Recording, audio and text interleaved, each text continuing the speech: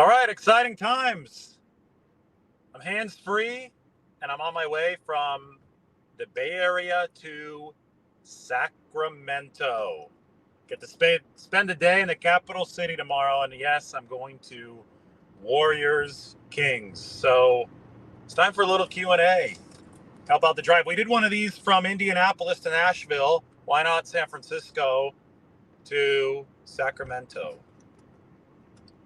Questions we welcome. Mike is standing by. He's going to toss those questions onto the screen, and we'll go from there. It's prime time right now, and the Warriors aren't playing tonight. So I think that you guys can walk here. Yeah, Mike says post your questions. He says it under my name. That's Mike typing. Post your questions. We're all good. Taught my class, College of Marin. Moving now. The way's gonna be, I think, 101 to 37 to 80 on the way up to Sacramento. So let's fill it up with those questions and let's get going. Let's talk about the 49ers, who yesterday had some media availability. John Lynch was obviously the headliner. Christian McCaffrey is who I wrote about. Matt Barrows wrote the article about what Lynch said regarding the trade rumors, those surround Trey Lance and Brandon Ayuk. We can talk about those rumors. We can talk about the 49ers roster building strategy. The title of this video is How the 49ers Will Chase the Lombardi Trophy. Just thought it was a funny little alliteration or a reference to my last name. We can talk about the final 23 spots of the 49ers 90-man roster. We can talk about the salary cap. We can talk about everything. We can talk about Warriors Kings because I'm going to the game tomorrow. Today I'm on Twitter, and it's the entire 49ers fan base wanting to pull out eyeballs of each other. It was just a war zone on Twitter because you saw the 49ers fan base, and you're seeing the 49ers fan base completely divided by what's happening on the basketball court. Sacramento's 49ers territory. And so obviously is the Bay Area. So who thought the 49ers football and 49ers discourse on Twitter could bring people together? All right. Any info on the schedule? No info on the schedule. The schedule, we know the 49ers are going to play as far as road games go, but we don't know when it's going to be. Exciting trips to Cleveland. I know you're laughing. My fiance's dad was really excited about Cleveland. Philadelphia is going to be a big road game for the 49ers just because it's a rematch of the NFC Championship game. Pittsburgh, I think that's fun. The NFC West opponents on the road. Jacksonville on the road. Jacksonville on the road might be London, right? If there is going to be a game in London, it's going to be Jacksonville because they're hosting a game in London. But at this point, we do not know what's going to happen. All right. Wolf also says Warriors Kings is going to be electric. Yes, it will. I wanted to go to the Golden One Center. Wonder how many 49ers fans I'm going to run into in Sacramento. We shall see. It's going to be fun. The schedule just works out so perfectly. We had 49ers on Monday at Santa Clara with the pre-draft press conferences. And we have 49ers, obviously, on Thursday with round one of the draft, even though they don't currently pick. I've got an article dropping tomorrow about the 49ers potentially trading up in the draft and what that might cost them from a draft capital standpoint. But right now it's kind of a little bit of a lull, right? So it couldn't have worked out better. That little lull has the Warriors and the Kings playing in Sacramento. So I could drive up to check it out at the Golden One Center. Percent chance that Trey Lance gets dealt during the draft. It's not high. It's not zero. Nothing zero except for maybe Nick Bosa, who John Lynch said that is a non-starter. But with anybody, if somebody shows up and says, hey, I'll give you 3 first-round picks, 4 first-round picks for Trey Lance, of course, you're at least going to think about it, right? But the chance that somebody offers that is minuscule because what you're looking at right now is a situation where Trey Lance is more valuable to the 49ers than he is to other teams. Yes, he did go number 3 overall, but that was a couple years ago, and that was when the 49ers would have a full 4-year rookie contract with 5th-year expandability under their control if they use that draft pick on him. That's not going to be the case for any team that tries to trade for Trey Lance. They're now trading for a player who's been hurt a lot over the course of his first 2 years, who wouldn't be under control for that long. So I don't think anybody's going to be willing to offer multiple first-round picks. You only do that for an experienced player when the leverage is necessary for you to make an offer like that. So I would say that the percentage chance that Lance gets traded during the NFL draft is like 2%. It's very low. It's very, very low. 98% chance he doesn't get traded. Thoughts on Christian McCaffrey hyping up Sam Darnold? Well, I wrote about that. That was part of my big piece. That was this morning on The Athletic. Christian McCaffrey knows Sam Darnold. He's known him for a while. Christian McCaffrey was Pac-12 mates with Sam Darnold. Darnold was at USC. Christian was at Stanford. That was in 2015 and 2016 when they overlapped in college. Christian McCaffrey was in teammates with Sam Darnold in Carolina, 2021 and 2022. McCaffrey obviously traded after 6 games or after a few games in 2022. I think it was after 6. Maybe after 6. Yeah, it was after 6 in 2020. He did not get to play with Sam Darnold in Darnold's 6 starts that were good starts to end the season. But these two guys seem to go out to dinner a lot in Carolina based on social media. That Pac-12 connection obviously held strong throughout their time together with the Panthers. And Christian McCaffrey believes that Sam Darnold doesn't get fair credit as a QB. He actually implied that Sam Darnold was playing through more injuries than the public might know about, that he's really tough. So, Christian is a guy who respects other players. He obviously respects his friend Sam Darnold, convinced him, or at least lobbied for him to sign with the 49ers, said that 49ers have a lot of weapons and they've got a good-looking offense with Kyle Shanahan running the show, and it ended up happening. Darnold joined the team, and now Christian McCaffrey is speaking well about his teammate. Nothing wrong about that. Those are my thoughts. I wrote the article that's up on The Athletic. That came out this morning, so go ahead and check that out. Maybe Mike can toss it up on the screen a little bit later in this video. Do I think they might trade up to the second round? That's definitely possible. It's possible, but it seems they're leaning against it. And I'll tell you why it's possible, because John Lynch acknowledged that the 49ers were thinking of trading up last year. And they were in a similar yet different situation last year. They had the number 61 overall pick to begin the draft last year, right? So that number 61 overall pick went to Drake Jackson, and John Lynch said the 49ers were thinking about wheeling and dealing. I don't know if it was in the second round or if it was a little bit later, but they were thinking about wheeling and dealing last year. And they just couldn't find an opportunity to do so. So if they were thinking about it last year because they were getting antsy, he said they were sitting there, they were getting antsy, they wanted to do something, they hated seeing players that they really liked flying off the board. By the way, California freeways are rough, man. You don't notice how rough they are until you see the camera just bouncing up and down here. Hopefully it stays on the phone magnet. But anyway, the 49ers were getting antsy because players they liked were coming off the board. They wanted to trade. They couldn't end up trading. I would say that if they were antsy last year, they're more set to be antsy this year because they're not picking until number 99. So, yeah, there is a chance the 49ers trade up. Now, that's why my article tomorrow morning's coming out, because they don't have a whole lot of draft capital when it comes to the trade, when it comes to the value of their picks based on all the draft capital charts. Jimmy Johnson first made one in the 1990s with the Cowboys. It seems that every team has their own version of it now.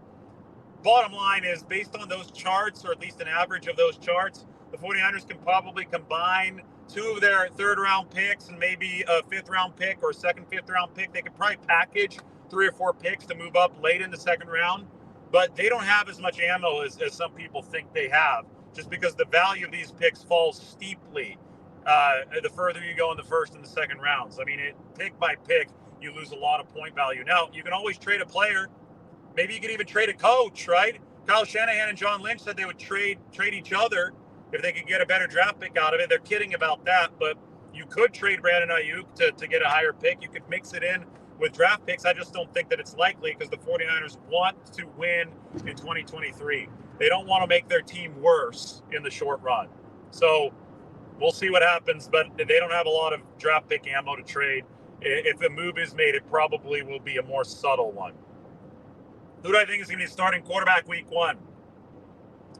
If you had to put me on the spot, well, if Brock Purdy's healthy, it's going to be Brock Purdy. Seems that his recovery is going decently well. If Brock Purdy's not healthy, who do I think wins the battle between Sam Darnold and Trey Lance? Well, I think Sam Darnold's a better quarterback right now. I think Trey Lance has ground to make up this offseason.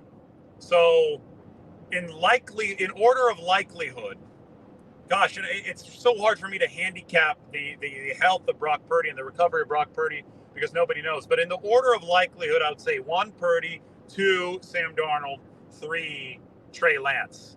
But if June comes around and they say that Brock Purdy's not going to be ready till week 3 or 4, then it's truly a battle between Darnold and Lance, in which case Darnold has put better football on film than Trey Lance has. It's as simple as that. He's more experienced than Trey Lance is. The final 6 games of last year, I think, really sold the 49ers to at least sign him and give him that opportunity. Is there a possibility that Elijah Mitchell gets traded?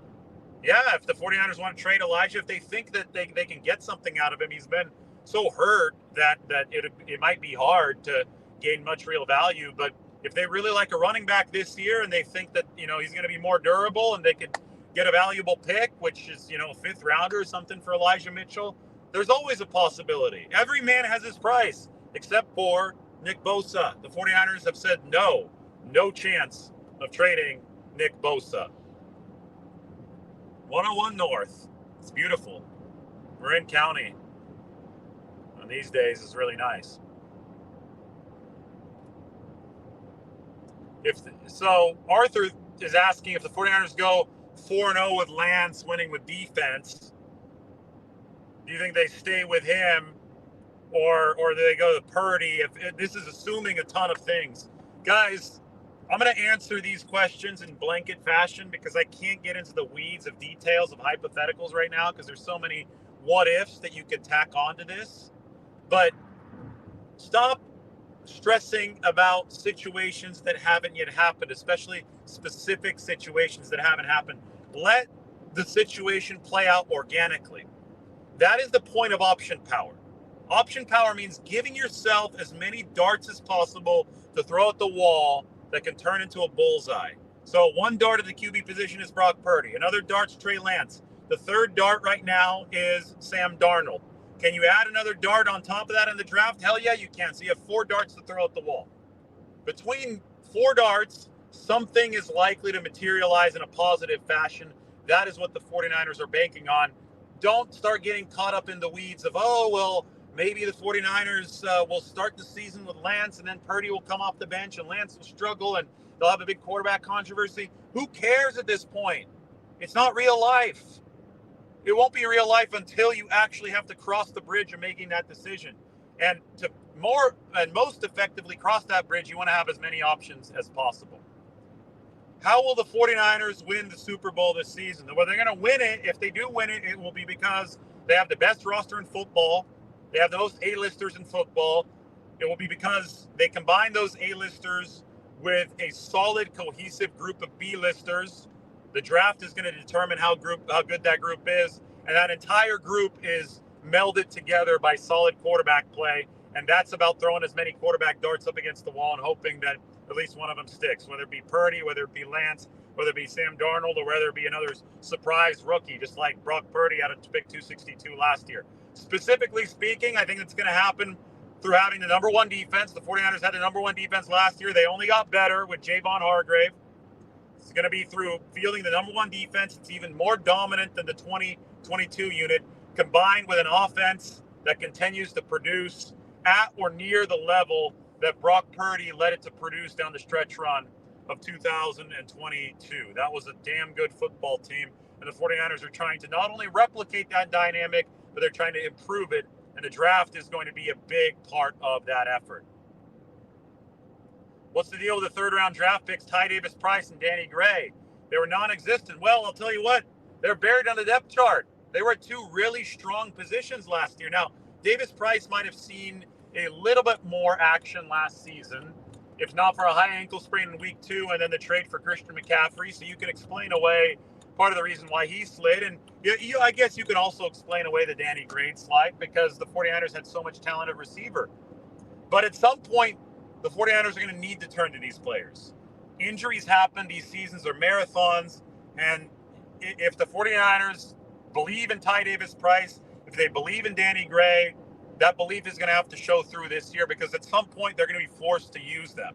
It's just the way that an NFL season works. So we will see if that confidence is fully there after seeing these guys behind the scenes for over a year, right? We're going to see if that truly is present this season. And, you know, a lot of that might happen in this NFL draft. If they pick somebody like Roschon Johnson, the running back out of Texas, in the third round, probably means that Ty Davis-Price is on a little bit of a bubble here, that he's going to have to fight to make his job because the numbers may not work out at that running back position. With Danny Gray, well, you know, Danny Gray, they have big plans for him. He's the speedster, but they also, I mean, they picked up Conley, another speedster, at the wide receiver position. He's going to have to compete. Just like everybody's going to have to compete. Last year, Trey Sermon, third-round pick, did not make the football team, or he made it initially, but then they cut him right after. So no third-round pick is safe. And I think it's time for fans to really realize that, the draft is this constant process. It's a cycle every year of trying to make your football team better. And the 49ers are not afraid to admit when something is a sunk cost, when they think that this year's third-round pick might do a better job and might be a better player than last year's third-round pick. It's time to move on from last year's third-round pick and move forward. When does Purdy get a contract extension? Well, he can't get one until after his third year, so we're still way ahead of ourselves on that question. He's only finished one season. He's not eligible for one until then. Darnold's turnovers are so atrocious, are they not? I mean, yeah, there have been bad turnovers for Sam Darnold, just like there have been for other quarterbacks. Sam Darnold had an above average, and by that I mean worse than average, interception rate all the way through his 6-game stretch last season, in which he improved to a below average or a good interception rate. Has he gotten that out of his system? Can Kyle Shanahan help keep it out of his system? Those are the questions. But what Darnold has done so far doesn't really matter, because the 49ers obviously believe that he can be better in protecting the football with them. Do I think they draft a running back like every year? Well, in my mock draft, I said they would draft one in the third round. I said Roschon Johnson. He's been on a top 30 visit. Could it happen again? Sure. We'll see. Matt Barrows disagrees with me. In our podcast, which came out today, here's the catch, by the way, you can check it out. Matt said he doesn't think that the 49ers are going to draft a running back because he thinks the numbers don't work out, that they're already stocked at the position. I just think the 49ers are going to go best player available in this draft. I don't think that you pick with much specificity based on position when your picks don't start until late in the third round. So the best player available is a running back, and your goal is to just stock the roster and keep that line moving every season. Well, then you might pick a running back again this year. They've done it in the third round in the past quite frequently. Maybe they do so again. Maybe they do so later. Remember, Elijah Mitchell was actually a 6th round pick. So I think they go best player available, and they throw a bunch of darts up against the wall. The drafting process has worked well for them so far. It's about the aggregate, and the 49ers have been good on the aggregate so far. I'll take a 5-second break from talking and just enjoy the sunset here. Oh, it's beautiful. You can probably see all the way back to the city here from the North Bay. I am now officially in the North Bay, moving on over through Napa. Which quarterback do you think the Niners will select? Well, my mock draft, I had Max Duggan out of TCU in there. But, it's hard to give you specific names because I don't know who's going to be available. I think the quarterback the 49ers pick is going to be in the lower rounds, so they're not compelled to put him on the 53-man roster. I think it's going to be something, 6th, 7th round, maybe 5th round's kind of valuable. But because somebody that you could legitimately put on the practice squad, somebody you could protect, right, that will actually make it to your practice squad without anybody else signing him. Because it's going to be tough to fit 4 quarterbacks on the 53-man roster. So I think that you need to have 3 on the 53, 1 on the practice squad. Will Christian McCaffrey run for 1,000 and receive, what do you say, 600? 1,000 rushing and 600 receiving? It depends on health. I mean, he's been a thousand guy before with Carolina. I'm sure 49ers fans would like to see that. I'm sure fantasy owners would like to see that. So I'll say yes. I'm never going to bet against somebody's health, and he stayed healthy for the 49ers last year. What's the biggest difference between DeMeco and the new defensive coordinator? Well, DeMeco Ryans has a linebacker's background, and he was a linebackers coach. And I think that the epicenter of the defense was the linebacker position. Steve Wilks is a DB coach's background. DB, right? He's got DB in his bloodstream. So I think there's going to be a concerted focus on the secondary. I think that you're going to see the 49ers essentially have two guys running the show defensively. Chris Kasarik is going to run the show of the D-line, and Steve Wilks, the DC, is going to be handling the entire position group, but he's going to have a very special DB-oriented focus. But because you have Chris Kasarik on the D-line, because you have that organizational philosophy that focuses on the D-line, it's not going to be coverage over rush. It's still going to be coverage fuels the rush, or rush fuels the coverage, and coverage fuels the rush. I think that you're going to have a balanced defense. I really do. You had the number one defense in the league last year. You added Javon Hargrave, and now you have a DB-oriented defensive coordinator. Since the 49ers have been looking at tight ends, do you think that Kittle will be here next season? Of course. Come on. Of course, Kittle's a foundational player. They recently restructured his contract. They can't afford to trade him. It'd be way too much dead money. They're looking for somebody to pair with George Kittle. If you're the 49ers, you're not in the business of giving up the best players in football. You're trying to win a Super Bowl. You're trying to keep the best players in football. They're trying to add to George Kittle. They're not trying to replace him.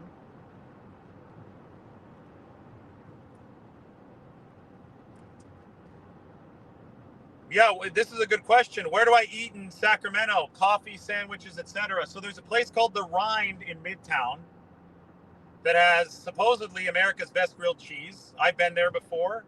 I really like it. So it's called The Rind. I don't have any other spots right now in mind, though. So I'm going to have to do my research. And part of my research should be comments from those of you in Sacramento who have good recommendations for me. Give me good recommendations for Sacramento because I have all day tomorrow. I'll make some good content from Sacramento. Then I'm going to the Warriors-Kings game at Golden One Center. So please fill me in on where I need to go in Sacramento in that comment section. But the Rind with their grilled cheese, award-winning grilled cheese, that might be one of the spots that I do go to.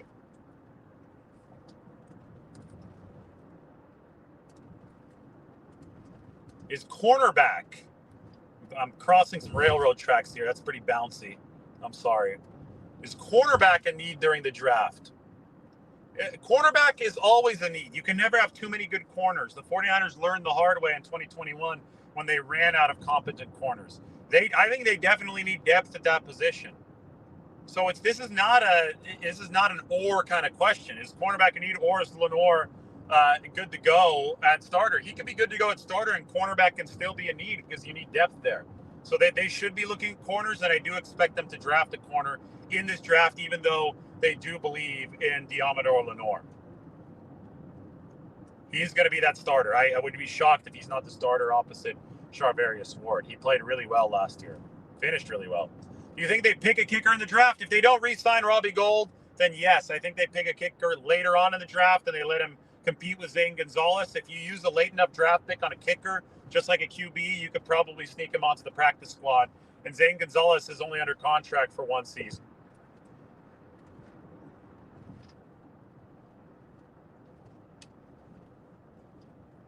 Your wife thinks that you're too invested in football in the off season. Well, tell your wife that you're trying to give David Lombardi his article views and his views on YouTube. Tell your wife that you're just supporting the cause, and I give you a permission slip to follow as much 49ers football as you want all off season.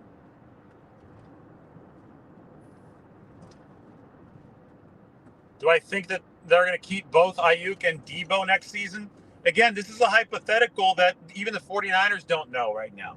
I think they still want to see one more season of Brandon Ayuk, like at 1,000-yard receiving efficiency. I think they want to see him truly blossom into a perennial A-list player before they make a commitment like that. But if he's an A-lister that they picked in the draft, just like Deebo Samuel is an A-lister they pick in the draft, they're going to be more than happy to keep both of them. You can fit your A-listers under the growing salary cap. What you can't do is start paying the B-listers or the guys that are borderline A-listers. You have to be sure.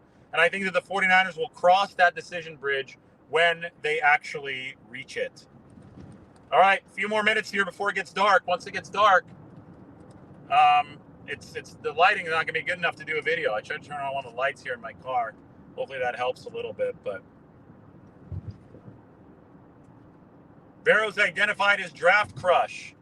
Brenton Strange, the tight end out of Penn State. Who's mine? I don't do that article every year, so you're putting me on the spot. I like Braden Daniels, the tackle out of Utah. Go put on the tape for Braden Daniels. You can search my video on Braden Daniels. There's a video on him. He's played 4 of the 5 O-line spots. He should be available in the 3rd or 4th round, so he should be available when the 49ers pick. He is really, really steady. Gave up only 4 sacks over, I think, 13 or 1,400 pass blocking snaps in college. The versatility is big for the 49ers, but I really think he'll be able to develop into a nice tackle because he's athletic and he's got strength. He tosses people around like ragdolls in college. We said that about Spencer Burford last year at San Antonio. So let's say that Braden Daniels out of Utah is my draft crush. You think that Jair Brown will be one of their first picks? All right, good stuff. My thoughts on Bobby Turner, great running backs coach that loves coaching football. I mean, Bobby Turner blows up the phones of prospects at this time of the year. He is calling guys multiple times. He's getting a feel for what potential running backs are like as people. He does his work. I mean, this guy is tireless. He's a throwback. Early in his coaching career, he was an assistant at Fresno State. Shout out to the 559. Hired by Mike Shanahan in the late 90s. Was with Denver, Coach Terrell Davis, all those guys. I mean, he's followed the Shanahans around. Then now he's the 49ers running backs coach. Now he's under Kyle, and that position seems to always get results. Yes, there's been a lot of injuries there, but that's not Bobby Turner's fault. The production is a credit to him in a lot of ways, though. Really good coach, and they essentially have 2 position coaches there. Anthony Lynn started last year while Bobby Turner was away due to health issues. He was recovering from knee surgery, and Anthony Lynn held down the fort really well. 49ers, Christian McCaffrey talked about it. I asked Christian McCaffrey about this yesterday. He said the fact that they have 2 of these guys, just allowing the running backs to fully immerse themselves in the playbook is such a benefit for the 49ers. For McCaffrey, who's trying to learn the playbook inside out this offseason, I mean, it's just such a luxury that other teams don't have. It's hard to find a competent running backs coach, let alone 2 of them. The 49ers have 2 guys who are, just so experienced. Both of them have been around for a while, and Anthony Lynn's been a head coach. He can give you the big picture for what's the receiver doing on this play? What's the tight end doing on this play? Where's the quarterback supposed to be looking? He kind of, combines everything and gives that big picture understanding. Christian McCaffrey talked about it yesterday, that can be invaluable when it comes to the offense operating as a fully cohesive unit.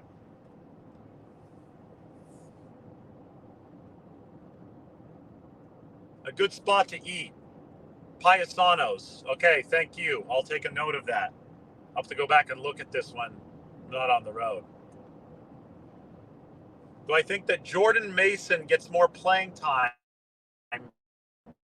coming season? If he continues developing, he'll get more playing time. You earn your time in the NFL. That means developing into a better receiver out of the backfield. That means developing into a better blocker. That means finding better running lanes, identifying what you need to identify as a runner more efficiently. All of those things can improve. Jordan Mason definitely impressed in his first year, but if he continues improving, football is a meritocracy, and he's going to get more playing time this next season. All right, a couple more questions. It's getting dark, so I don't want to go on all too much longer. Yes, I do think the 49ers will win the NFC West. They have the best roster. They had the best roster last year. The same is true this season, so I expect them to win the NFC West.